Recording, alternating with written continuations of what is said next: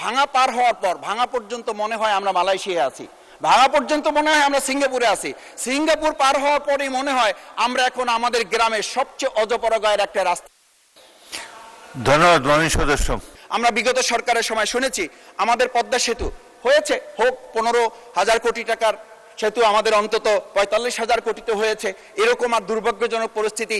আবার বড় যে প্রকল্পের কথা আমরা বলবো, আমরা তো সেই সিঁদুরে ভয় পাওয়া মানুষ, আমরা তো এইসব ভয় পাই যে বড় বড় মেগা প্রজেক্ট হবে, বড় বড় মেগা দুর্নীতি হবে।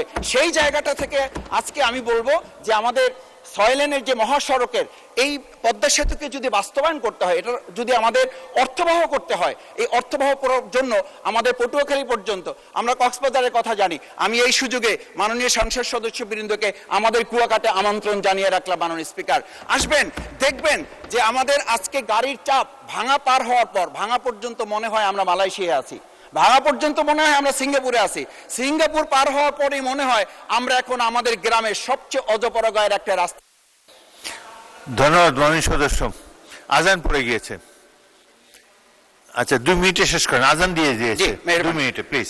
সেই জায়গায় আমি মনে করি যে আমাদের এই 6 লেনের রাস্তা নির্ধারণ হওয়া, ট্রেন সংযোগ হওয়া এবং আমাদের কুয়াকাটা পর্যটন কেন্দ্র খাতকে যদি অর্থবহ করতে হয় সেই জায়গাটি আমাদের নির্ধারণ করে নেওয়া। মাননীয় স্পিকার, আমাদের এই বাজেটের মধ্যে আমরা যদি একটি জিনিস লক্ষ্য করি তা হচ্ছে আমাদের এই পর্যটন খাতের পাশাপাশি আমাদের পায়রা পোর্ট অত্যন্ত আর্থিক ব্যবস্থাপনার জায়গায় গুরুত্বপূর্ণ একটি খাত, সেই খাতটিকে আমদানি এবং রপ্তানি জায়গা যদি এটাকে আমরা নির্ধারণ করে নিয়ে আসতে পারতাম, সেই জায়গাটা আমরা করতে পারি নাই। আমাদের সবচেয়ে গুরুত্বপূর্ণ, আমরা অনেকেই বলি যে নদী পথে আমাদের লঞ্চে যাওয়া আসা, এটা শুধু একটা যাওয়া আসা না, it's mental refraction, it's mental refreshment.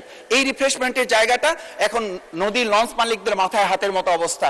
আপনি নিশ্চয়ই জানবেন, আপনি ভোলার আমাদের সমস্ত বিষয়ে আপনার নলেজে আছে, সেখানে লঞ্চে যখন ওঠা হয় তখন লোকেরা বলে আমাদের মরতে বসা ছাড়া আর কোনো উপায় নাই, একই সাথে নদীর নাব্যতা নেই, একই সাথে নিয়মিত ড্রেজিং এর কোনো ব্যবস্থা নাই। এই খাতে আমি খোঁজাখুঁজির চেষ্টা করেছি, আমার চোখে পড়ে নাই আমরা কোনো বাজেট রাখতে পারছি না।